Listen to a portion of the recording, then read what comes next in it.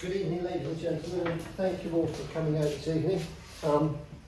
It's a great pleasure to have Anita back again after coming on Saturday, and it's lovely to welcome Vincent and Rebecca to AKA Fine Art. Vincent, Anita, I will leave it to you. Thank you, Kevin. Yeah, and thank you, Alan, as well. It's lovely to be in AKA Fine Art, and great to have the chance to talk to you again, Anita, about this wonderful landmark achievement, the 40 years of printmaking that we celebrated back in October.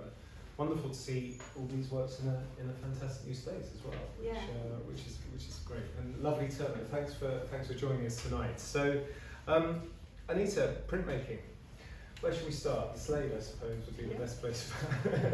So there's a big mixture here of people. Some people who've known my work for a long time, some who haven't. So forgive me for those of you who know what I'm going to say, but I'll just start at the beginning. Yes, I think we should also say that questions are fine throughout. Yeah, do pipe up. It's not, and I'm kind of difficult to interrupt, so shout. Raise a hand. Raise a hand, shout. whatever. So yes, I was very lucky to be from a generation where we had no fees for art school, and I had a full maintenance grant for 7 years. So I had a lot of time to experiment and find my own voice and subject matter. It took me, I did a year's foundation course at Chelsea School of Art, and then a 4-year degree in painting at the Slade. And then I went on to do a 2-year postgraduate in printmaking, also at the Slade. So it took me until the end of my 2nd year at the Slade to really bore myself into a corner with what I had been doing from the start of foundation, which was big abstract paintings, and that was fashionable at the time, and like most art students I just did what my tutors thought was good. And seemed to be getting on okay. Everybody, the tutors loved it, but I was beginning to feel, as I said, bored with what I was doing and questioning more and more, why am I at art school? Just couldn't really be bothered doing another painting. And there was one day at the Slade, I just thought, I've really made a mistake here. I should have done an academic degree. I've kind of come to the end of what I've got to say in art, and I took down all my paintings and put them on the skip outside college and went home, and had a kind of a typical art student crisis. And I thought to myself, what is the reason that I'm even doing art in the first place? And I thought back to the fact that as a child, drawing was what I always did. I drew obsessively. All children draw, but I drew. Everybody in the family knew. All the women in the family would save me the bits of cardboard out of packets of tights to draw on, and my mother would ask for newsprint from the butchers once a week so that I could draw on it. And my father would bring home computer paper. He was a scientist from work, and I would draw on that. So there were always piles of drawings, and I thought that's kind of why I went to art school, because I just thought I want to be an artist, and I'd said that from very, very early on. But I just didn't know what I was going to do because the paintings were really boring. So you didn't want to be the kind of artist that they wanted you to be at the Slade, is that fair? I did want to be that kind of artist. I just found it not interesting enough to really be bothered to start another painting. I'd surrounded myself with paintings that they all seemed to think were good, but it just didn't do anything for me. So how did we get into print, I guess, from that moment? So there's this crisis moment, but I think there was some quite interesting so it led directly into print, really. So I was thinking, why did I do art, and what was I drawing obsessively as a child? And I realised that it was drawing my everyday life, probably like a lot of children, but I would draw, having breakfast with my family or those sort of things. And this one evening, went back to my little council flat where I was living at the time, and I just drew in a little sketchbook that big, a whole series of drawings, like a cartoon strip of my day, starting with waking up in the morning and having a shower and having breakfast and getting on the tube and going to college and blah, blah, little tiny, very rough drawings. And the next day, I left this little sketchbook in my space at the Slade. So for those of you who haven't been to an art school, for a fine art course, you're just given a corner, and that's your studio, and you're in a corner with a lot of other students. So I left my little sketchbook on the table in my empty space because everything else was in the skip. And I went down and had tea in the canteen. When I came back, the technician from the printmaking department, printmaking was a postgraduate department then, so I hadn't been up there, but the technician from the print department was down there and he's flicking through my sketchbook, and I thought, oh, this is so embarrassing, because these drawings felt really childlike to me. They felt really embarrassing and shameful because it was not fashionable to do figurative art at the time at all. There were two possibilities. You could do big macho abstract paintings, which is what I'd been trying to do, or you could do a kind of grainy video of yourself throwing yourself down the stairs or something like that. But you know, doing the pictures, particularly little kind of childlike pictures of people, was just absolutely no. So I was really embarrassed, and I was kind of running up like, don't look at that, don't look at that. And he said, have you tried printmaking? Come up, I think these would make good lithographs. And I went up to the print department. I was the only undergraduate there. And he taught me how to do a lithograph. And I said, I don't want to do anything big. There's no point in doing prints because I'm never going to sell them, so I only want one of each anyway, so why would I want more than one? And he explained, it's not about doing more than one. The point is that you can get marks with printmaking techniques that you just can't get with any other medium. So instead of a pencil, I can show you what you can get with a lithograph. You can use your thumb, you can use a oily bit of rag, you can use a crayon, you can use all these things mixed up. And so I tried them, and I said I can only do them that big because it's so embarrassing. So he said, okay, divide up, here's this piece of zinc plate for a lithograph. He divided it up with gum arabic into 16 squares or 20 squares or whatever it was, and we've got one there. So we've got. So I did that, and I did a few like that, and I actually tore them down and got them bound into little spiral bound books. So there's one print over there, which is one of those first lithographs that I did. And I did begin to get the bug a bit for lithography, and stayed up in the print department. And the nice thing with print was that instead of having your work on the wall like you did it as a painter, everybody had a drawer. So they quickly found me a drawer, and I could put everything away in a drawer and not be embarrassed by it. So it was still like a tiny little sketchbook, or hide it away in a drawer because they felt still so embarrassing. But I was really having a good time, and I suddenly realised, you know, that even when I did these little sketches, it was like the floodgates opening. This is what I want to do. And I thought, I honestly have not run out of ideas since then, which is, we're now talking 40 years ago. Because how do you run out of ideas when you're doing your everyday life? There's just always stuff, isn't there? And somehow, just that quickly drawing my day led on to drawing other sequences of events, and then trying other things with lithography, and then it sounds like part of the early excitement was exploring new mark making potential as well. You mentioned lithography, but I think most of us will be aware of your earlier work as your first prints that may have come sort of everyone's attention with work ones, weren't they? I mean, so lots of different kinds of techniques. Was that something you started exploring quite early on, a wide range of different kinds? It was. I was in the printmaking department, and there's big rubbish bins full of scrap metal that other people have used, and the back of aluminium photo litho plates was just a blank bit of aluminium, and someone said, if you put a nail into a piece of cork, you can scratch on that, and I'll show you how to make a print out of that. And that was how I made the first dry points. Another thing that happened around that time was, again, somebody came and saw that little sketchbook, and I think I had a little pile of lithographs on my table by that point. And Paula Rigo, the artist, was teaching one day a week at the Slade at the time, and I didn't know her, and she hadn't come into our studio before because I was in the abstract studio, but she somehow walked past and had a look at my lithographs, and she was learning printmaking at the same time. She was up in the print department at the Slade, being taught by the same people who were teaching me, and she was probably the biggest influence on my work out of everybody, because she said, these are great, don't stop doing them, don't listen to anybody. If they tell you this is rubbish, don't be embarrassed, these are really good. And she kept on encouraging me all the way through from there, which was the most amazing thing.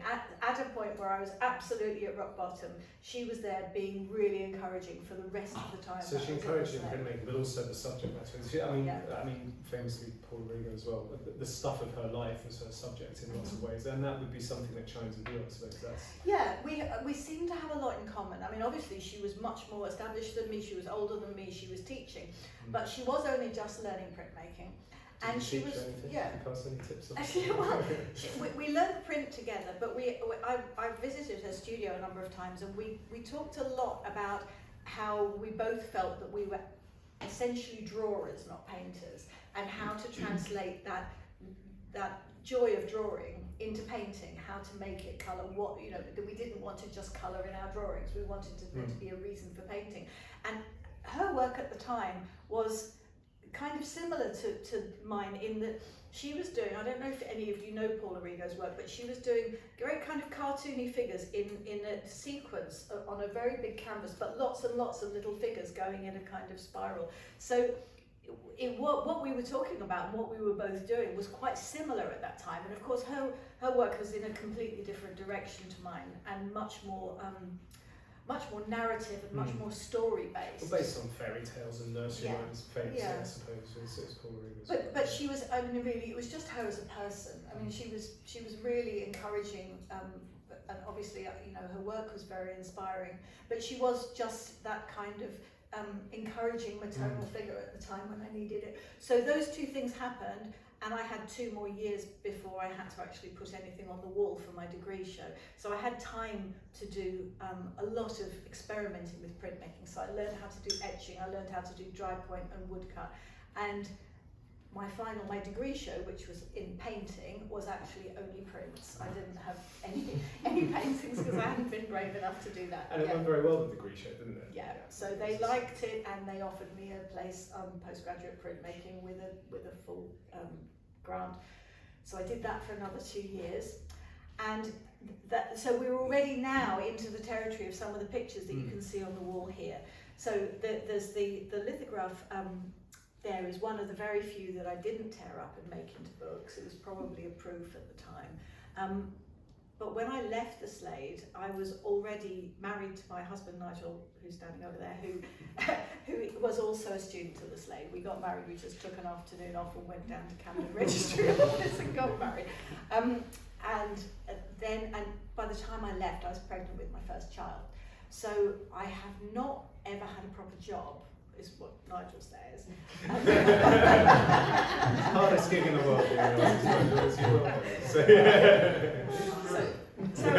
well, I was doing some part-time teaching when I was a postgraduate printmaking, and so but what happened was that in my postgraduate show, which again is what the end result of a 2-year postgraduate course in printmaking, was you put up an exhibition, and by that stage it was all prints. Well, it was prints and ceramics and one painting, but quite unexpectedly I sold everything in that show, and that was totally unexpected really. But I also was offered by a gallery in London, offered me a solo show from there a year later. So I was 5 months pregnant and I had no work, and I had a show in a year's time. So that. And you're off to a good start though, in terms of, it's going well, but you've got no. Well, I've got no work. No work and no facility. No, I mean I did have some plates, so remember these are prints, so I could print some more, but I didn't have print studio anymore. I didn't have any studio anymore. So necessity becomes the mother of invention. Well, it does, and I'm just going to tell you one story about there's a lot of women here, and I think that we just have a little feminist dig for a moment. I have one of the tutors, one of the main big important tutors at the time in the abstract painting studio was John Hoyland.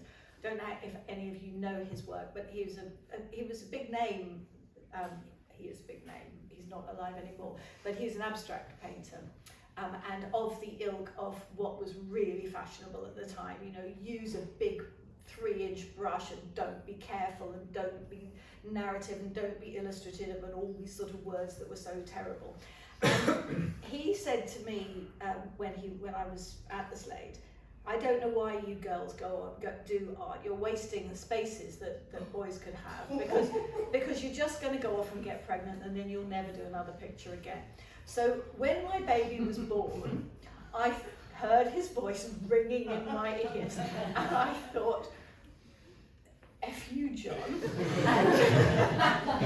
And he is responsible in big part for me really keeping going on during that time. So I had a gallery, quite a big gallery in Notting Hill to fill, and I had by the time I had a 4 or 5 month old baby by the time the show was on. So I just had a pile of aluminium plates, which I scratched the dry point drawings, and I had a sketchbook obviously, and these were all drawings of pregnancy and early motherhood, and you can see some of them there. And that was my first exhibition was there. And I did do one painting actually. There was one painting in there. I would love to know where it's gone now.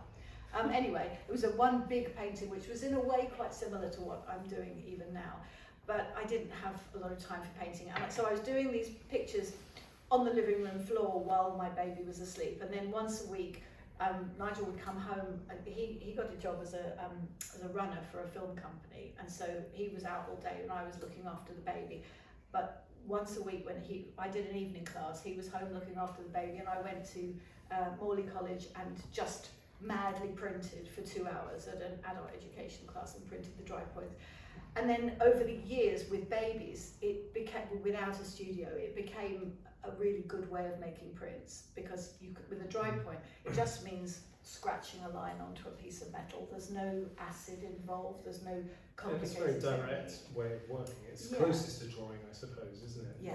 That'd be the fair way of that kind of mark, that lovely velvety mark that you get. I love the from velvety dry mark. points, I like black lines, as you probably have noticed, but it was just something that I could do at home without any. We did actually buy an etching press after a couple of years, and we also had a plan chest that Nigel had found at work or something. I can't remember where we got the plan chest, but we had an etching press on a plan chest, and we had a baby changing mat next to it with a mobile over it, and that was in the bedroom. So we did print etchings in the bedroom for a little while, or dry points in the bedroom for a little while. But that was how the dry point became my language. I was using a lot of lithography when I was at the Slade, but lithography is not something that you can easily do at home.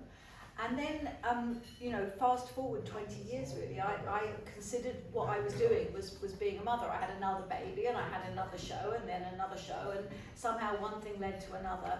And we're still predominantly talking about dry points, I think. Is that right? It was dry point for a long time. What I think is interesting is that we see the earlier dry points there, that more kind of expression, that they're quite interesting, they're more expressionist almost in a way, compared to, and your style seems to, or the way you draw, the way it works, seems to sort of settle into a more classical mode later on. I think there's less distortion in the figures and all of that. Is there a reason why that happened? Yeah, I think there is a reason. I think the distortion was a lot to do with the weight of art history on my shoulders. Right. I think when you're at art school, one of the things, it's very difficult to teach art, to be fair, but one of the thing that tutors will come up to you and they'll say, so what's your work about? And you think, oh, panic, I've absolutely no idea. And then they'll say, have you seen this artist? Have you seen this artist? Have you seen Henry Moore? Have you seen Picasso? Have a look at this Matisse. Have a look at this Beckman.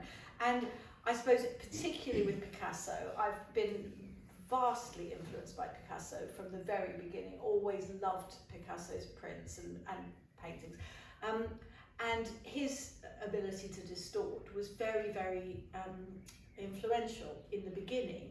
And so a lot of that distortion, and it was also to do with how little time I had, to be fair. I was just kind of getting things down quickly. But what happens when you don't really see any other artists, when you just are really in the middle of looking after your children and you're not in the art world, you're not going to private views and things. And this time of day, when you have young children, it's just impossible to go out, So I didn't. So I didn't ever do any of the networking thing, and I wasn't ever part of a studio group or a group of artists or anything. So I was kind of really isolated, and when you're isolated, what eventually happens is that instead of looking at other people's work, you just draw how it comes out for you.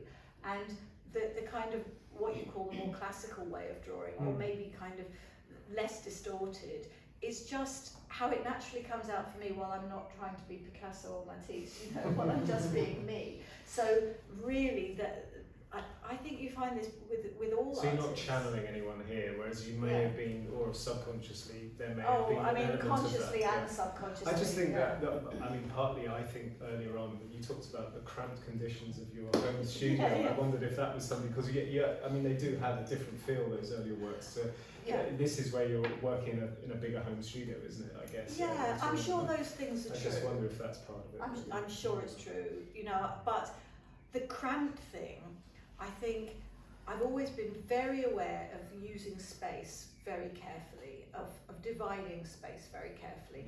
And it's very difficult to leave big spaces and use space carefully. I'm not saying that's not a good thing. I would love to be able to do it. I mean, if you look at some Japanese prints in particular, where you get almost a whole half empty, and I may be working towards that sort of ability to use space, but it's easier to design the space carefully when there's not much space. So cramming figures in leaves very small negative spaces, which are very much easier to design in a kind of jigsaw way than having loads of space. So, and also I've always, I think this does go back to those early paintings where I bored myself, that actually I was doing something quite important then, apart from playing with colour, which has really stood me in good stead later on. I was learning about design and about, you know, putting abstract shapes next to each other and the balance and everything. And it's something that's always been massively important to me.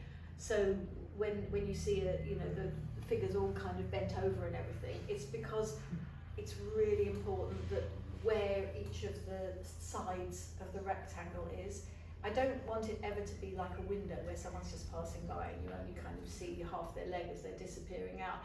I really want it to be an object. Yeah. It's an object. There's no cropping and there's no, it's not a fleeting glance, as it were. It's an object, as you say, Absolutely. that is designed. It's a designed object that I want it to have the feeling of that it doesn't exist outside that space, that it is just in there. And so there's always a reason for each edge where it ends, which is why I've had such a lot of trouble doing standard sizes. You know, it would be really convenient to do pictures that were all 30 by 40 and then I can change the frames. Yes, we noticed. But unfortunately it doesn't work like that, because I always end up trimming a bit off, or you know, it's... But that's the calibration, isn't it? I mean, you've got a wonderful way of putting it, of designing it, making small adjustments until you've got this noise, as it were, and then it's trying to get it to all go quiet, and then you know it's done. And it's essentially about harmony, isn't it? It's about the old Renaissance ideals of harmony, proportion, geometry, and working with that. I think it is that. I think, I mean, I know it's that now.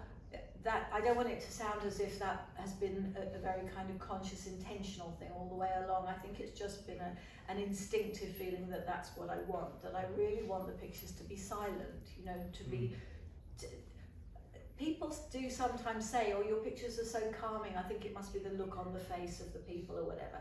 And I think, you know, it's lovely if people say they're calming, but I think the truth is it's not the look on the face. What it is, even if people maybe don't know, is that it is very carefully balanced. And I do spend a lot of time moving a line a tiny little bit, because if it's not right, I find it really jarring. So, and some artists use that to good effect, don't they? But that's not what you're aiming for, is it? No, that's the point. You're very conscious of that, though. Yeah.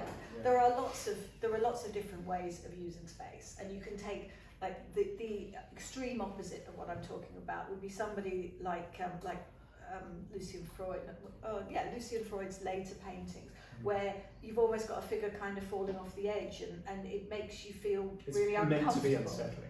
But the unsettlingness is part of what they're about, you know, that kind of fragile humanity and those sort of themes. For me, I'm wanting to express something that is that is very ordinary, but I actually want to make it monumental. So kind of the smaller the moment, the bigger the monument I want to make to it. I want to say, this is something really important. I may not notice it at the time, but somehow, you know, a butterfly flying in at breakfast time or something is a peak moment that I want to say, this is what life is about. This is what these little tiny things are what I would miss if I was just looking back on my life. You know, I would not be missing uncomfortableness. I'm not wanting to talk about the fragility and pain of being human. I'm wanting to hold on to the glorious wonderfulness of intimacy and small moments. And in order to celebrate that, I feel that I want the design to be absolutely as perfect as I can get it. And also a sense of it being eternal as well. I think Yes. that's something we've mentioned before, is that these are almost like cast moments, aren't they? You've talked about them as being icons, not in a religious way, but that they sit on your wall forever, kind of, and could be in a chapel 3 million before. Well, I think that wanting them to be in a chapel is just something that I've always thought, because I really love those 15th century Italian paintings, frescoes, and sometimes when I'm doing a painting, I will just think, could I just put it into a little side chapel in Assisi, and if I could, then it would be okay. But I kind of want people in 500 years, if we all haven't burnt out planet, to say, oh yes, people were the same. People were the same 500 years ago. You know, they still had breakfast together. There's an interesting thing about these are fleeting moments in some ways, but you're making monuments to these moments, as it were, which I think is one way of looking at them, I suppose. And I wanted to we're looking around us, we have some wonderful examples of other techniques. We talk mostly about dry point, and bring it back to a little bit. I'd like to talk about sort of why woodcut, for example. Why lino cut? What does that give you working? Okay, so every print technique has completely different types of mark, and you can see really clearly the difference between a woodcut and a dry point. The difference between that's a hand-coloured carborundum. There's lino cut. There's a lithograph over in that corner. I've really done the full range of printmaking techniques, and still do use them all, because they all have their own very particular kind of mark, and it is like speaking lots of languages. You can say things better in one technique than another. I started doing woodcuts very early, and you can see that the pregnancy woodcut over there was one of my first ones. I think it was just after I left the Slade, with the way you can see through to the belly to the baby. When I was at the Slade, we were, as postgraduate printmaking students, we were given a pass to the British Museum print room. So we could go in any time and ask to see their amazing collection of prints. You could just say, you know, can I see some Rembrandt prints? And they would give you white gloves, and you could actually hold them. It was amazing. But the first time we went, we were taken on a trip as a student group to that print room, and they got out a whole box of German Expressionist woodcuts. And I was going, I want to do this, and I ran back to the studio. I mean, I was so excited by these, never seen anything like them. Ran back to the studio, grabbed a piece of ply out of a skip on my way back, and started hacking into it with some carving tools that I found. Then very soon after that, I saw an amazing exhibition of Beckmann's triptychs at the Whitechapel Gallery, which was another really formative moment for me. I just thought, I want to do those paintings, and I think even now I sometimes have those triptychs in mind. I mean, obviously they're very different from what I do, but when I think about colour and painting and everything, I look back on those. But these German Expressionist woodcuts, I just found so exciting. So I did do quite a lot of woodcutting. I've got scars all over my hands to prove it. It's a fantastic example. Yeah. Early Morning Angel, one of our favourite pieces, I think. But they do link you to an earlier tradition, as you talked about. But you've made something very specific to yourself, very personal about them. I think it also woodcut introduces to lino cut as well, I suppose, because it's in a similar way, and that's really been the dominant form of your printmaking the last decade or so, particularly, hasn't it? Yeah. So I kind of gradually have gone towards to doing mostly lino cuts, from doing mostly dry points for a long time. There've been a lot of reasons. I was doing a lot of black and white woodcuts, and if you can see, this is a perfect example of why there was always something kind of a bit frustrating to me, because if you want black lines in a woodcut, for those of you who don't know how a woodcut works, it's you just cut out the bit that you don't want to print, and then you roll over the surface with ink and print it. So if you want black lines, you've got to cut an awful lot away. You've got to cut far more away than you leave in order to get the black line. And it was about 10, 15 years ago now, I saw at the London Original Print Fair a Picasso lino cut where he had printed white over black, which meant that he had a white lino with lines cut out, and he had a black square underneath. So when he printed the white on top, all was left was the black lines that he'd cut. And I suddenly realised there's a way of getting black lines here without cutting all the way around, and I'll just print white on black. Fiendishly clever, that. Yeah. So I did that for quite a while, and then if you actually looked, I mean, you can't really see the story of the development of my lino cuts here, mainly because there are just so many. I think there's maybe 90 prints in this show, but I've done over 1,300, and there was the development of the lino cuts from starting with just a white on black. Gradually I put one more colour in, and then two, and they just got more and more complex. And I've, over the last 10 or 15 years, been exploring how much more complex I could make them, really, because every time I did one, I realised that there was something that happened, some accidental thing. This is the beauty of accident in printmaking. Made me think, oh, I could use that for something else. Next time, that looks a bit like water. Next time I'll do that. And so, yeah. And the result are incredibly sophisticated and complex lino cuts, like the piece we have here in the lake, which is, I mean, wonderful. And that also incorporates the earlier distortions that we talked about in your drawing as well. So all those things come full circle. I mean, I find that kind of thing mind-boggling, really, trying to get my head around how you actually go about making these, these wonderfully complex works. It does look really very confusing. I know. I mean, I have a technique which is built up very gradually from this one white on top of black, and I kind of know the stages of what I'm doing. But I do pride myself, and I don't think very many printmakers would work out how I've done it, which is just a little celebration, personal celebration for me. Mini victory. But there are usually 10 to 12 colours in the lino cuts, and they're printed.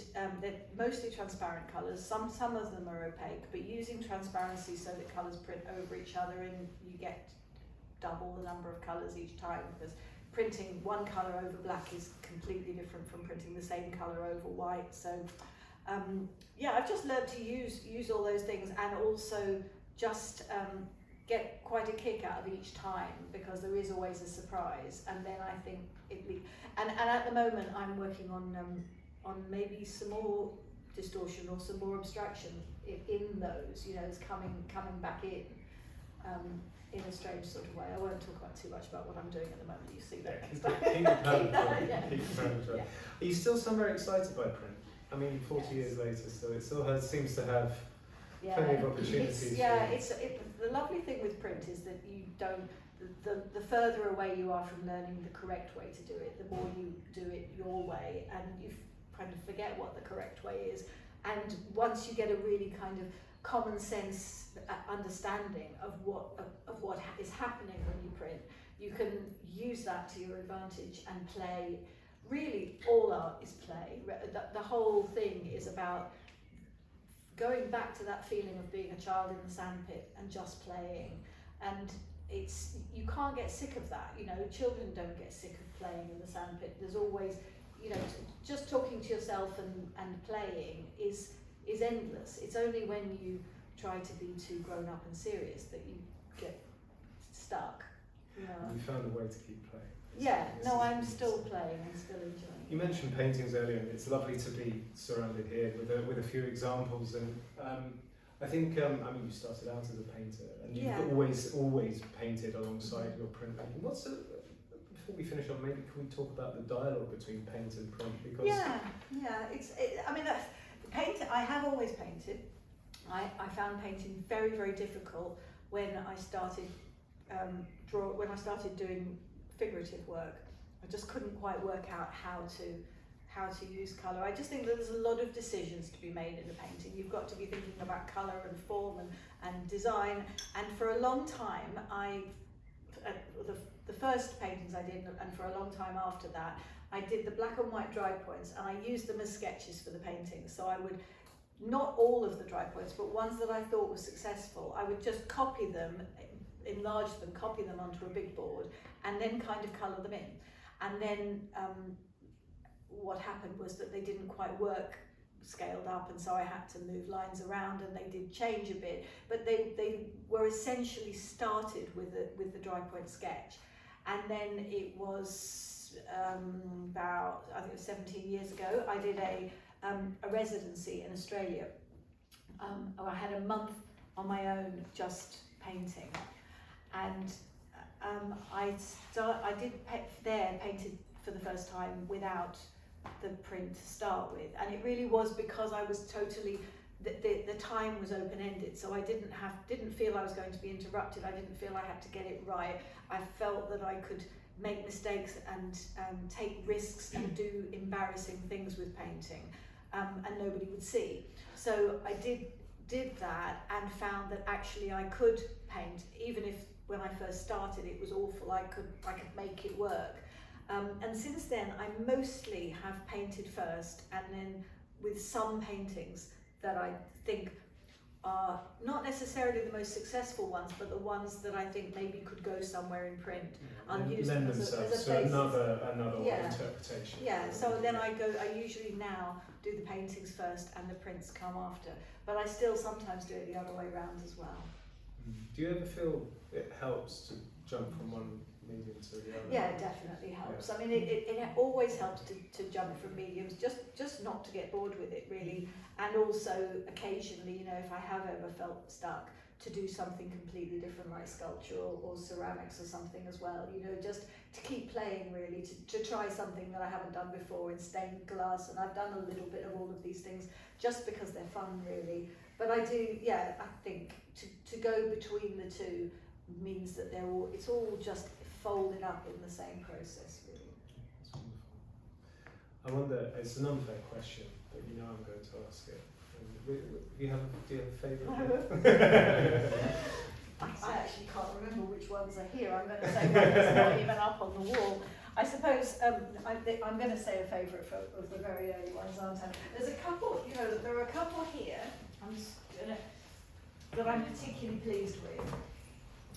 I'd say this one and this one, really, this is just because of the composition, because sometimes I just think I get the composition really right. I mean, I think that the composition is, I'm happy with all of it, or it wouldn't be. They're all good. Yeah, they wouldn't be on the wall if I didn't think. And the butterfly at breakfast, I have to say, is one of my big favourites.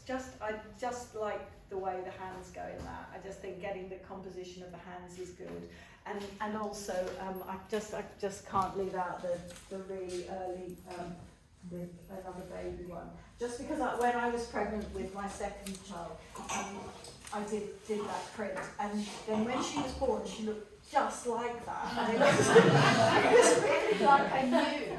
So I mean, you know what? My favourites are not really the important thing, because I really don't want anybody to feel as if they've got my life or me on their walls. You know, when people live with my pictures, I so often hear people saying, "I bought this because this is me," and it you know, this is me and my family, and people bring their own stories to my pictures, which are very different from mine.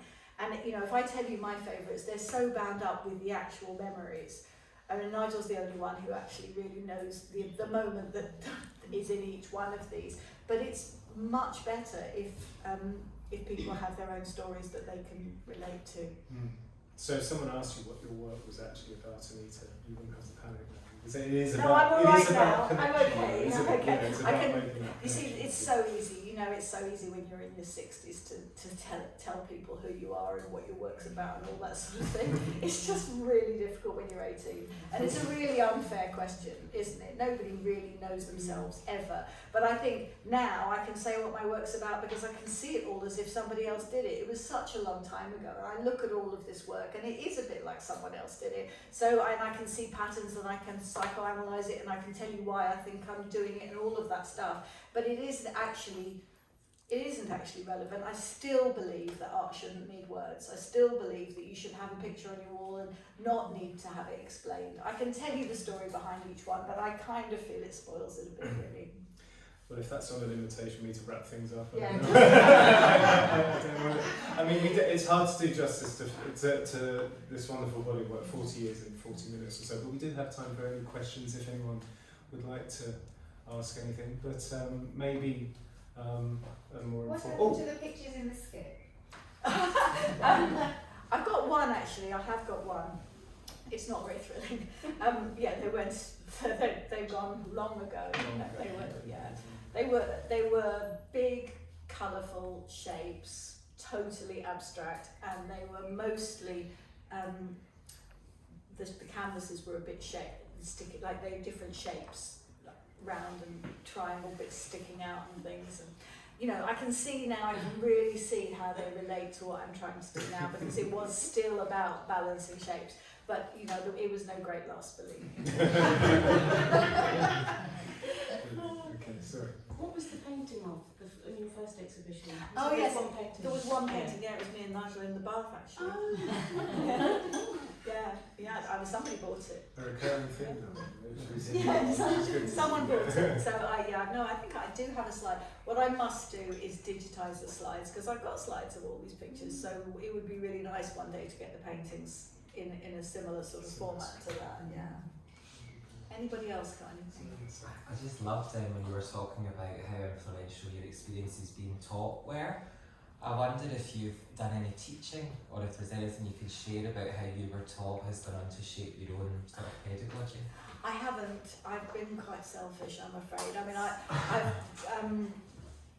I've mostly spent my time looking after my children, so I just never got into the teaching world at all. I don't think nobody invited me to teach. I've just been very isolated as an artist, which I think has been a strength as well as a weakness. You know, it stops you networking and climbing the greasy pole, but it's allowed me to be myself. And you know, when people say that they recognise my style, I think that's just. It's easy when you're totally isolated. This is just how the world looks to me.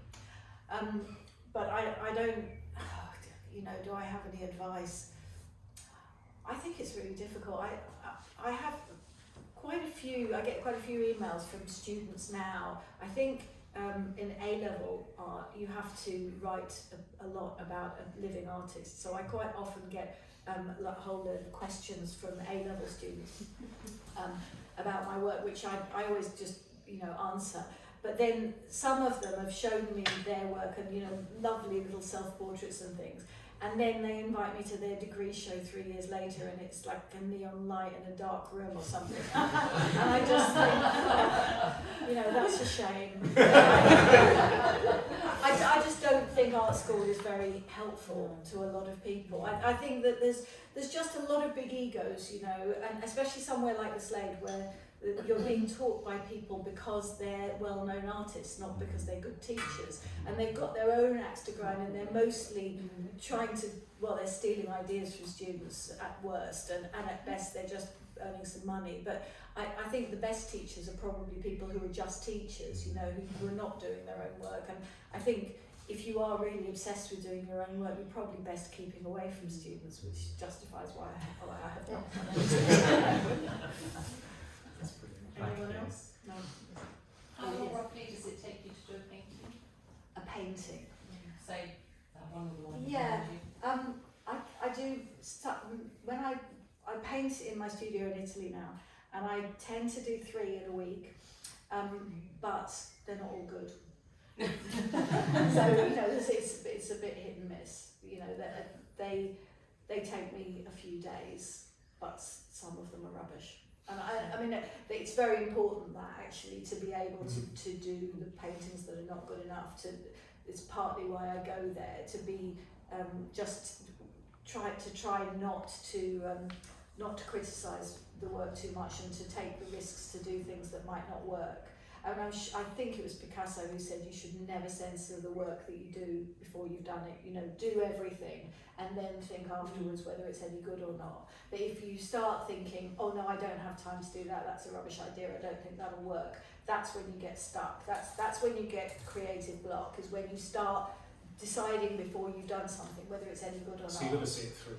Yeah, and you've just got to, you know, things that you think you have an idea and you want to do, but then if you're too busy or you start being too self-critical halfway through, you would just repeat yourself and do the easy things over and over again, and then it's no fun anymore. You know, you've got to keep on thinking about the child in the sandpit. You don't want to keep playing the same game. You know, you really do want to keep on playing and doing things that are exciting because they're new. So it's the playing and the taking risks that is part of it, but that automatically means that some of them are embarrassingly bad. So would one like that say take 10 hours, 20 hours? I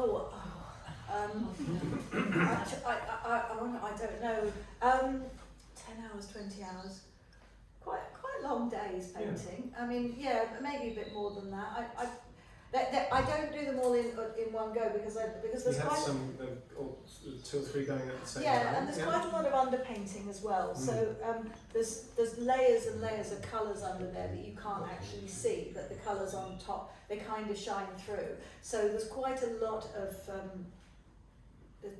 of stages in it. You know, it will be 5 or 6 hours and then stop and then go back in the morning and think, oh God, that's terrible. I think it's we're just not going to be able to work that out. I don't know. Some of them take a lot longer than others, and some of them take a long time and they're absolutely rubbish, and some of them come out quite quickly and they're probably the result of the rubbish ones before. Do you if you start either working on a print or on a painting and you feel it's going wrong, do you keep coaxing it towards something that you think might be more acceptable to you, or do you ever abandon initial drafts? I don't completely abandon them. I do sometimes change them quite radically. But I don't abandon them usually because I've just trained myself not to be too self-critical about them while I'm in them. I'm kind of constantly standing back and adjusting, but if it got to the stage where it was a rubbish painting, I probably wouldn't know until I got it back to London and unrolled it, in which case then I'd just say that was rubbish. But at the time I think I would just plough on with it and get it to some place where I thought it was finished, and then just throw it away. Great. So these survivors are So is there a whole load of rubbish paintings? My accountant once asked me if he could go through the rubbish. Don't worry about accountants. Yeah, no, don't worry, they're properly destroyed, you won't find them. I think So well, we'll you'll be here to answer I'll be questions here, yeah, if you want to ask formally, me. but I think I'm sure you'll like to join me in saying a huge thank you to Anita. Thank you.